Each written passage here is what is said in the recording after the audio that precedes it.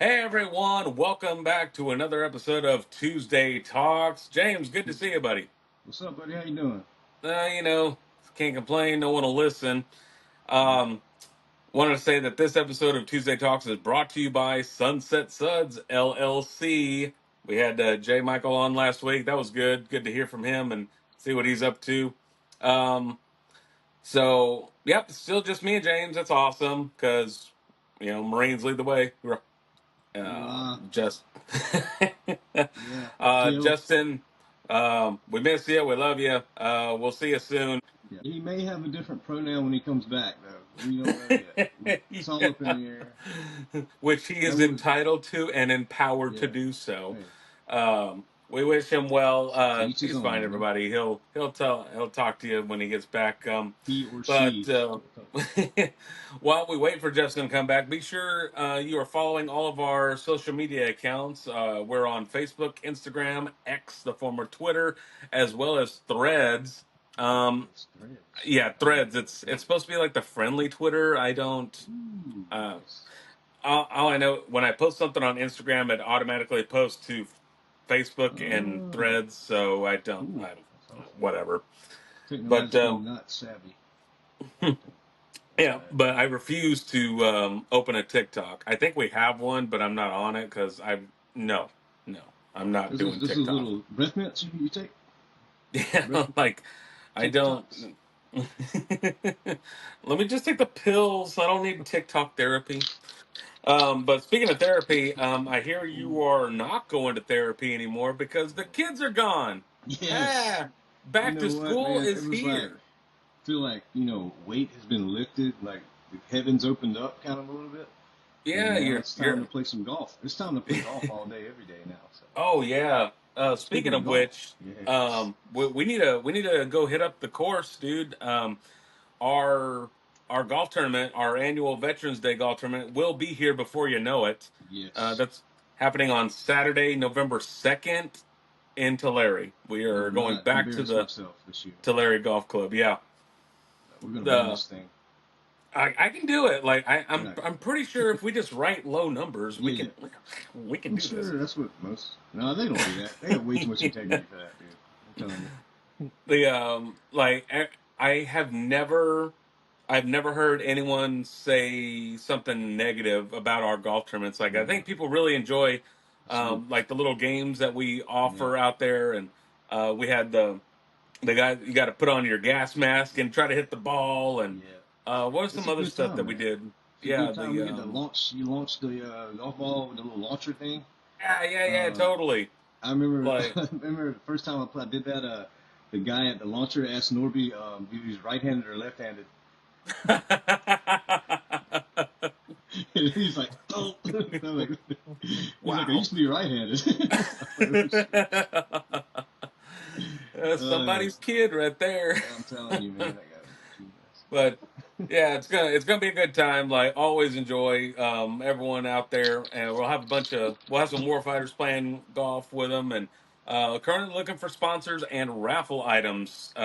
There's always some really good raffle items going on. I think I walked away with a tool chest, like a toolbox thing for the house, and you walked away with some good bottles last I did. time. So I did. It went from the raffle. I just took those, but just, either way, you're just making I got my friends own with the raffle. bartender. But Oh, yeah, if anyone is interested in learning a little bit more about our golf tournament, just text golf to our phone number 559-799-2548. Just text the word golf and you'll be added to that list. So it's awesome. alrighty. Good stuff, man. And I can't wait. yeah, so yeah, the weather's finally cooling down. Like you can actually get outside and Thank play God. golf. Wow. Yeah, thank God, um man. the I refuse to go to Oxnard where the weather's Oxnard. really nice to see my Cowboys in training camp because Ew. I'm not Gross. You spending know any those more of my guys? damn money on that damn team until they show me something. They still make Cowboys fans? I can't help it. I was born this way. Man, America's team. Yeah. I don't think so. They because every year it's like some other team said, no, we're really America's team. Like, you people don't know your history. Like the whole reason they were called America's team because NFL Films dubbed them that way back in 1974. Da, da, da. Like a Yeah, whole big thing. Like I guess the I because Panthers I was can't actually really watching claim.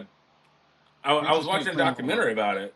Like Yeah. the at the end of every season, and apparently they still do it. NFL Films, they the network will make a recap video for just for the team for each player and gives them like the highlights and stuff of their year. And whatever year that was, 74, 75, and Cowboys were just, in the 70s. Yeah, they were a dynasty, but at the same time, they were always called next year's champions because, Mm, well, just like now, they have all this talent, but yeah. something just wouldn't happen in the playoff.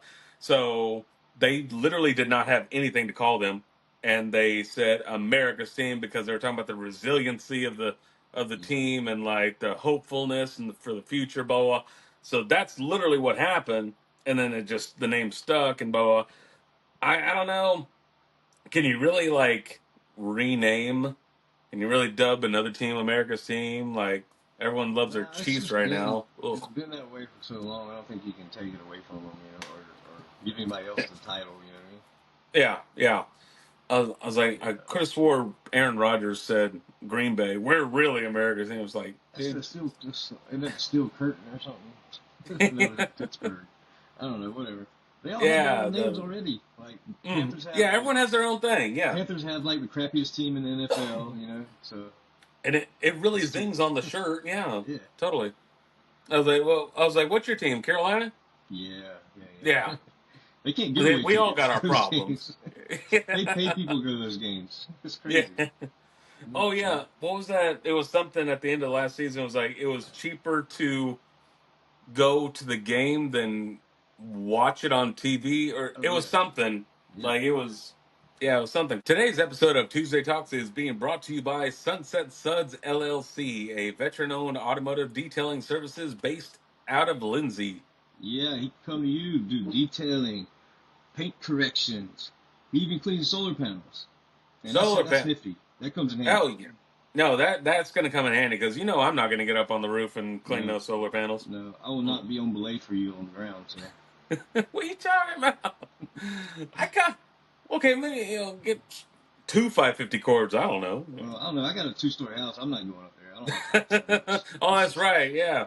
Yeah. So, but if anyone's interested, Yep. please contact Oh, yeah. them below. I was at Winco the other day and ran into one of my roommates that I had in the unit, Romeo Battery, 5th Battalion, 11th Marines. Ra- Ran into that guy, freaking awesome. Shout out Rosales. He's not watching this, but Oh boy.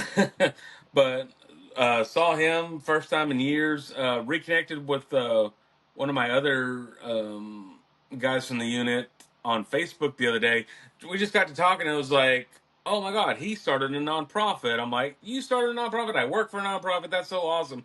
So we Wow. got to talking, and yeah, sorry we didn't invite you to the chat because it was kind of like a spur of the moment thing. Yeah, you know what? I don't like you guys anyway. So. You smell funny, but Mm. no, we yeah, we got together and we had a little conversation about his nonprofit and what he's been doing. So I think we have a video of it right here. Mm. And there he is, the man himself, Mr. Matt Uken. Welcome to the program. How are you, sir? I'm well. How about yourself, CJ? Oh, I can't complain because no one will listen. So That's my line. yeah, yeah. I was like, and I know I heard it from somewhere. I say it constantly when I'm at the grocery store or whatever, and they're like, "I like that." Yeah, I'm like, "Good." So we're all feeling the same way. So good to see you, man. It's been God, how many years has it been? It's been Shit, decade and a half, I 15 think years. so. Yeah, like because I moved from Romeo Battery to headquarters in '08, and it was just like never saw any of you people again. Well, that's not necessarily true. I went to headquarters battery, I think, right around the same time because I got mm, out as well. I'm sorry, no, I went from Romeo over to Tango because Tango mm-hmm, was going to redeploy, and then that deployment got kicked down, and then I mm, went back to headquarters. yeah. I didn't know there was such a thing, like, because I came into the unit.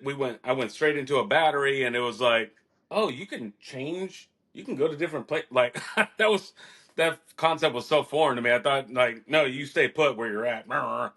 Like, really eye opening. Didn't you jump right on the Peleliu when you first got in? Like that was like kicking Damn off your. near. Yeah, I remember. I can't remember the guy's name. He was in Guns Platoon. He like went and picked me up from main side, and he's like, "By the way, we're deployed." And I'm like, "Wait, what? No, no, it's my first day. It's we're not deploying, right?" Oh yeah, it was like 2 seconds, and boom, we were on a boat. Yeah, I did Yeah, but not. listen, the stories I heard from that one, that wasn't the same kind of deployment like we went to the Middle East. Yeah, because when I tell people, "Oh yeah, I deployed twice," in support of Iraqi freedom. It was like, yeah, we never talk about the first one because that was the fun the fun float. Um, when folks were like, oh yeah, I've been to Singapore, Thailand, Australia, blah blah. I was like, that was all within 6 months. So it's like I've gone, but we spent like a day or two in each place. So I really didn't experience it, but. Mm. Everyone gets a kick out of the Australia. No, how many kangaroos did you see? Zero. I saw a bunch of cows though, so like, yeah, not all it's cracked up to be. But along with, I mean, obviously we deployed in '07. Did you go anywhere else after that, or? No, as you know, I got blown up back in 2007, jacked Oh up yeah. the left side of my hip. And, I tried to redeploy with Trucks Platoon. What was that? 2-7, took some heavy casualties in 2008. That's when I jumped over to Tango. We were supposed to support Trucks Platoon, but by the time we were done with workups, they ended up canking that deployment. So I only did the one. Yeah. And I think from what I remember of that day, you were in the lead, Vic, and Rosales and I were in the truck behind you guys. And remember Lee, Mister Shoot Myself in the Foot, Lee. Yes. Oh, Yes, that I guy. sure do. I heard from him the other day. I was just like, "What's up, Lee? What's up?" I remember we were in the truck, and who was your driver? Your driver was No, Zipper. Yeah, Zipper, Heron. yeah, and I want to say Fieros was also in the truck with y'all. No, that was Wade. Ian Wade. Okay. Oh, yeah, because the day you got blown up, we all got rocked a little bit. I was very fortunate because we had that good dispersion because I wasn't driving. Um, DeGilio would always yell at me about dispersion. I'm like, no, I'm trying to keep up with y'all. But no, it's like we can laugh about it now, but it's like, boy, it was scary in the moment. Um, Yeah, you ain't kidding, man. It is it's been something that I still kind of deal with from time to time. totally. Um yeah, it definitely you know, not so much at the moment, I think, because when you're 20 years old, like it's almost like a damn video game to you. You're like, oh yeah, going to combat. Like you don't really think about it. It doesn't register. But as I got older, I'm like, shit, man. Like I really could have died. Yeah. No, absolutely, totally feel you on that. Um, that is what happens. Like, laugh about it now, but just sometimes the mind wanders. I'll be driving. Usually, it's when I'm driving by myself because then I'm alone with my thoughts, and it's like, yeah, you just go back and it's like, wow, this day that could have been it. That day, that's this the other day that could have been it. Um, whenever I would talk about this little. We were in Sinjik and Staff Sergeant Hunter took us out on a patrol, and then we were coming back, and it was like we couldn't go back to the fog because sniper fire or whatever. I don't really remember it, but I remember we were all down and we were just saying, I remember thinking at the time, I wonder what's for Chow for like, because just, yeah, like you said, it's a video game. It's not real. And Yeah. like, I can remember those little things like, I wasn't thinking about getting my head blown up. No, I was thinking about what we were going to eat that day. Like, I was hungry. Mm. Staff Sergeant Hunter. That was a guy I'll never forget. Oh man, that was a fucking character. Let me tell you. Oh. I listen. I have story upon story, and our chain of command was no saint of ours. You know, it is. That dude, that dude, and I'm trying to, mind my P's and Q's with language, but I go off from time to time. He was the acting first sergeant when I came home after I had surgery. I was hopped Mm, up on pain pills. I told him that where I was going to be, and the unit was coming back from being in the field, and I was passed out. I woke up to like 42 missed phone calls, 20 missed texts from him, from Digi, from Granny, from like everybody, like, where the are you? And I had told mm. him exactly where I was going to be in base housing. He charged Yeah. me with UA. Yeah. Oh my God. Yes, I think I remember that. It's like you can have UA. Like how how are we gonna miss him? Like he's Yeah, not like, easy to. Yeah. yeah, it was, trust me. I Uh, said, I still deal with a lot of that shit from time to time. It's yeah. just kind of a big letdown of I love you guys, my brothers, that we were in the shit together, but our chain of command was not necessarily the best, and the one that was First Sergeant Brown, who got Er, jacked up seven yeah. days after I did, like, he was out of the picture. He got like real jacked up. Mm-hmm. Mm-hmm. And I can't. It's like yeah. Whenever I think about the good old days, and it's like yeah, wish somebody could have told me these are the good old days while we were still there. I see a lot of the same characteristics in leadership or the lack thereof in my civilian counterparts here. Um, I resigned from my full time work a couple months back, and it's just like, God, dog, like, yeah, it's not. Everyone's always complaining, like, oh, I can't wait to get out when you're in. It's like, but if you had that good leadership, there'd be no reason to get out. Like, yeah, You ain't kidding, man. And I strive to be the leader that I never had as a younger individual. And mm, it's tough with civilians these days that, they don't want to be held accountable to be better themselves. I'm not trying to, reprimand them. I'm blessed where I'm now actually the lead project manager at my company. So mm, I am number two in line, and I'm leading a group of individuals. And it's just very tough trying to be that leader that I want to be and still, on the level with them, because you have to have some level of distance. You can't be their buddy, but at the right, same time, you want to right. direct them. And civilians, they just, they're different than what it is. But yeah, our chain of command back then, I still don't have my Purple Heart. Like, yeah, they never put in the proper paperwork. They never, basically, and I tried to rebuttal that a couple of years ago, and the Mm-hmm. BCNR, because it was no secret, I was no perfect fucking Marine. Yeah. Got in trouble. I got, like Chesty said, you don't have two NJPs, you ain't doing something right. You're You're not a good Marine, damn right? right. But I mean, I definitely owned every bit of that back in the day. Such a we're gung ho. What makes the grass grow? It's like paperwork, paperwork, paperwork. It's not yeah, it's not blood. It's paperwork. They need to redo that cadence there. Yeah, the only blood is from the paper cuts, right? There it is. Yeah. Oh, You it know, all comes together. and that's part of what like jacked me up too, because it's like, I'm sure you remember when we came home from overseas, like they made us fill out the paperwork the right way, so we Mm-hmm. could go on post deployment leave. And I never really got the help that I should have got back then for traumatic brain injury, PTSD, depression, all of these issues that I dealt with for years. And they're Right. just like, my actions, they're just like, oh, he's a shitty Marine. Oh, Yeah. he's, it's Mm-hmm. this, it's that. I mean, there was a period of time I was being prescribed 180 oxys a month for, Oh. I mean, at least 3, 4 years. I was, Mm-hmm. it was no secret back then that I was drinking heavy, that I was, pack a day smoker. I mean, it was definitely a go of it. It's just for my sheer size, being 7 foot tall is the only reason I think I didn't OD. you know? Right. Yeah.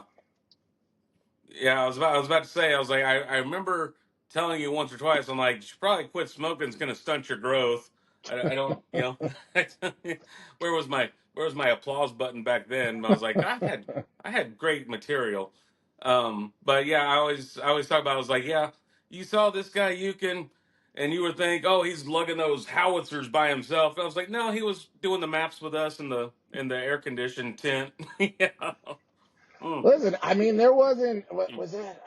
I mean, the guys kind of meshed together, but like, was Minnie, I think Minnie was Tango. Who the hell was in? I mean, there's a lot of big guys that are in the FDC too, you know? Yeah. It's, we don't get big for no reason. It's that fresh donuts and coffee, you know? Yeah, and then we always had guys like Lee and Lemons out there lugging Out on those the 100-pound gun. rounds. Gee, man. But then you had guys like King fucking ramming the round into the howitzer one-handed. Fucking, just, man. Oh yeah. Oh fucking King. Oh man. In the corporate world, like over here, it's all about diversity, inclusion, equity, whatever. It's like when I think back, it's like, wow, no, we had a pretty diverse group Oh my across goodness. Romeo Battery was super diverse. You ain't kidding, you know. You had you, myself, you had King, you had Rem, you had Lee, you had Henderson, you had Hmm. Lemons. I mean, you name it. Digi, Digi, we had right. So we were talking about paperwork a while ago. I'm not one for paperwork, but I understand you're a little bit of a savant because you started your own nonprofit. Can you tell me a little bit about that? How did that come about? So, well, a little bit of a secret. I actually didn't fill out the paperwork myself. I Ah, hired an accountant to fill it all out. boom. You know, That. I may not be the smartest in the room, but I could definitely find the smartest in the room to get done what I need to, adapt and overcome, right? Hurrah. Yeah. But, Good you leader know, designation delegation. Yeah. 100%. And it's kind of crazy how everything came together. As we've talked about, I had a rough go of it after I got out from, depression, anxiety, PTSD, TBI, addiction from, I was being prescribed a whole bunch of Oxycontin. I was drinking like a fish, smoking like a chimney. And it got to a point where I was living like a recluse and I wasn't doing anything in my life. And I'm like, I can't live like this. And I was Mm, like, this stuff owns me. And I told myself that nothing would own me. So I remember the day I was sitting in my apartment and I was like, you know what? I bet you I could go 100 days with nothing. No booze, no pills, no cigarettes, nothing. And I had downloaded this app on my iPod, right? Because I didn't have an iPhone at the time. well, we're And aging ourselves. it was an iPod Touch, though, So I didn't have a smartphone for the longest time. I was one of the last guys to get a smartphone. I didn't want to be like a dummy looking at my phone. Now, anyway, I'm a dummy looking at my phone. But Yeah, uh, that's weird too. yeah, so I ended up going that 100 days. In the midst of going the 100 days, a couple things happened. One, I started waking up every day clear headed, and I fell in love with that, right? And on top of it, I was still dealing with the anxiety, the PTSD, and everything. Somebody had recommended to get a service dog. So I went to the VA, got a prescription. They actually write a prescription for a service dog. Went to a Huh. fantastic nonprofit in Oceanside, California called Sherry's Project, who is a bunch of veterans that are dog trainers who go around Southern California finding dogs that have the right temperament in kill shelters and pair them with veterans and train the veteran to train the dog. So I got part of this group that really, between the group and the dog, changed my life. Got back in school, a work study program, and I was working with the VA as an assistant project manager. Yeah. Fell in love with project management. And I fell in love with it because I was working with architects and engineers and boots on the ground and just like building things and actually seeing things come up from being on paper to tangible items that you could see. And it really helped lower my depression being part of these teams again. And I'm like, shit, man, this has done something for me that the VA couldn't do for years. And Yeah. not that there's not good people there. I'm not trying to badmouth the VA. I'm just saying for me. So I'm like, how do I duplicate this? So that's kind of where I'm like, all right, let me help veterans find careers where they find purpose after service. Because that's really Mm. what being a project manager did for me. It Yeah. helped me find my purpose again after service.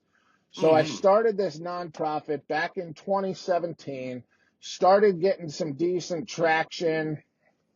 Yeah, it's been going for a little bit of time, you know.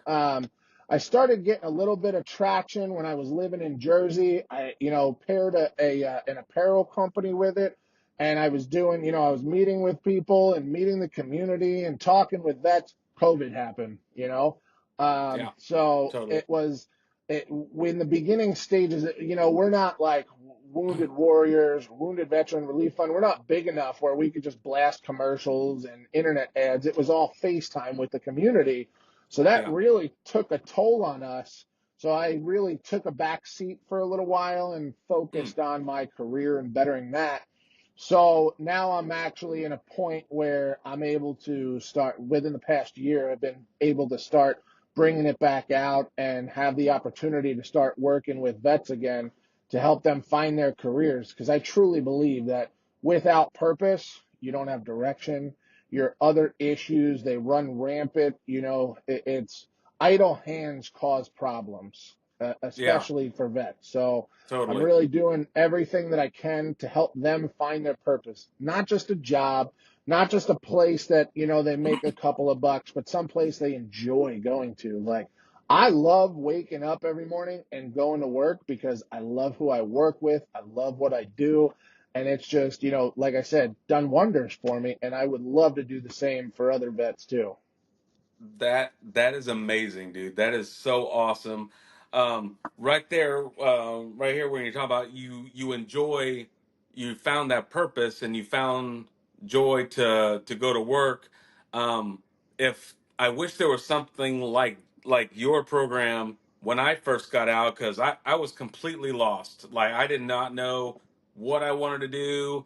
I just knew if I went to college, I could get GI Bill money. So that's literally the only reason I enrolled in college, and but yeah, I didn't know what to do. So, ironically, I kind of fell into project management.